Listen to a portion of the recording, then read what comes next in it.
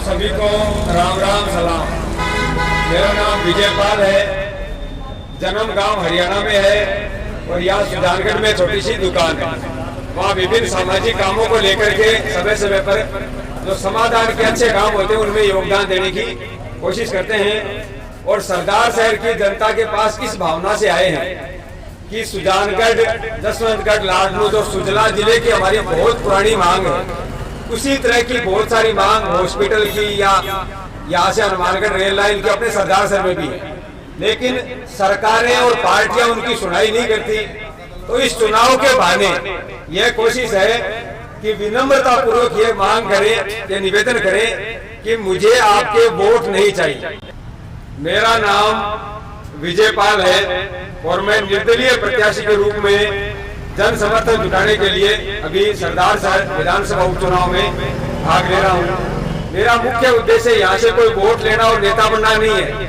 मेरा मुख्य उद्देश्य है कि जनता के जो वास्तव में मुद्दे हैं वो इस चुनाव के माध्यम से उठे, उनकी पार्टियां और सरकार सुनवाई करे, ताकि आने वाले समय में अपना लोकतंत्र मजबूत हो और एक ऐसा जन सुनवाई का सिस्टम बने वहां पर यदि किसी भी नागरिक ने, किसी भी वोटर ने, किसी बच्चे ने, बड़े ने, बुजुर्ग ने अपनी समस्या नोट करा दी, लिखा दी, लिख करके मुंह से बोल करके, तो उसका समाधान करने की जिम्मेदारी सरकार की हो।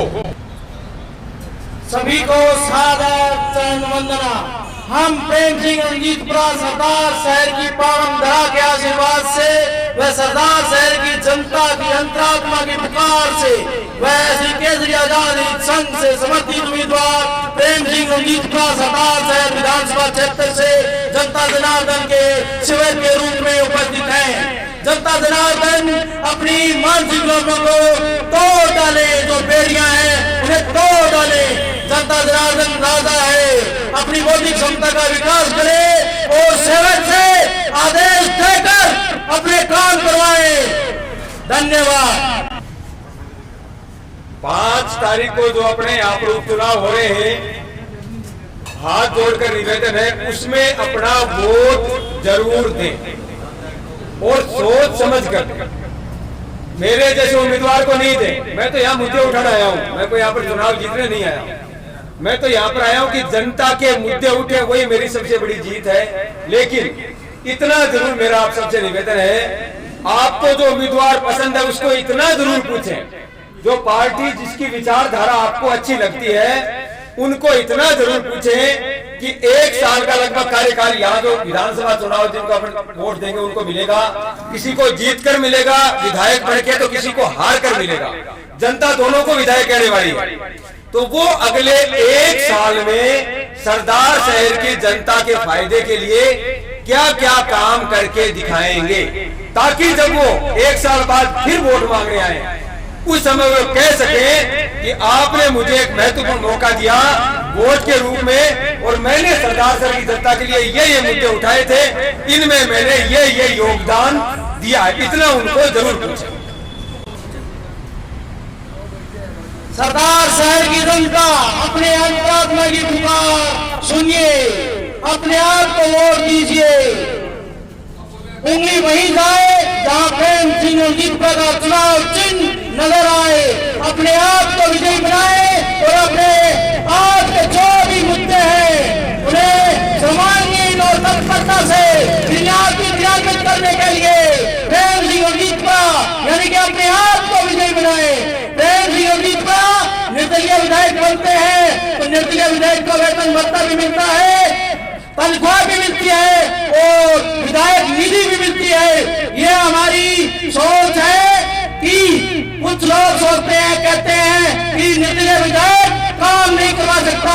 वो दृढ़ इच्छा शक्ति और वो दृढ़ निश्चय हो तो निर्दलीय विधायक भी विकास की गंगा बहा सकता है। केवल विकास नाम रखने से विकास नहीं होता, केवल स्लोगनों में सबका साथ सबका विकास लिखने से नहीं होता। सभी को दया पर आकर अंतरात्मा में शुद्ध अंतःकरण से अपने साथ लेकर के चलने की भावना ही सच्चा साथ और सच्चा विकास है। वंदे मातरम, इंकलाब जिंदाबाद। मुझे जो कुछ बात और जरूरी लगती है जब भी हम किसी को वोट दें उस समय क्या पूछें? एक बात उनसे जरूर पूछें कि रेल की यात्रा सुखद भी होती है और सस्ती। तो क्या सरदार सर की ये रेल लाइन सरदार सर से आगे कहीं जाएगी या यही रहेगी?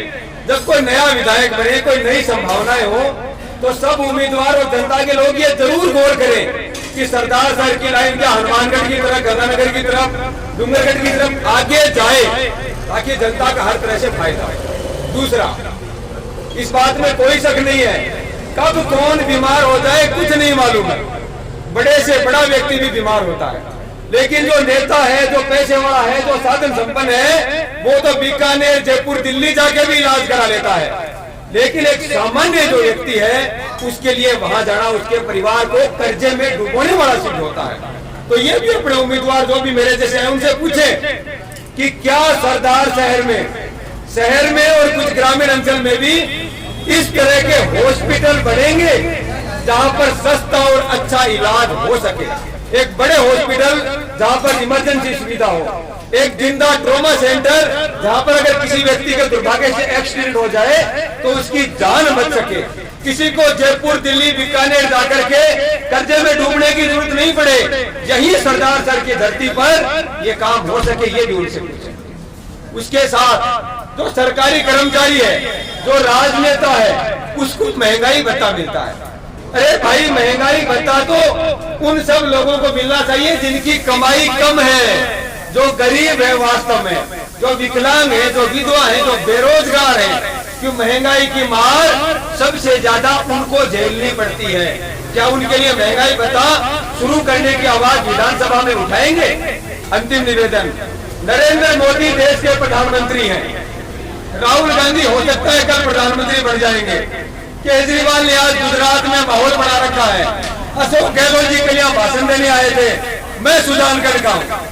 हम चारों पांचों लोग ही 5 दिसंबर के दिन यहाँ वोट नहीं दे सकते, क्योंकि हम यहाँ वोटर नहीं।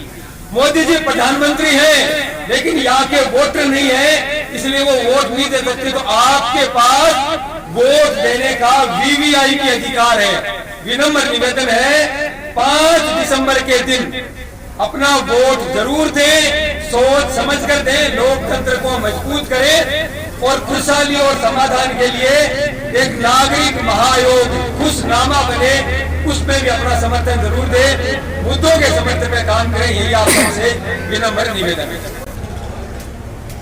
आज वर्तमान समय के अंदर जितनी भी राजनीतिक पार्टी के भेड़िया रूप में नेतागण है, वो जनता जनार्दन का विकास चाहते ही नहीं है। उनके पास केवल 3 ही मुद्दे हैं, हम आपके लिए सड़कें बना देंगे, सड़कें टूट जाती हैं, हम आपको लाइट दे देंगे, लाइट काट ली जाती है, हम आपको पानी दे देंगे, सिंचाई का भी और पीने का भी, वो भी रोक लिया जाता है। उनकी ना ही इच्छा शक्ति है, ना ही वो दृढ़ निश्चय है।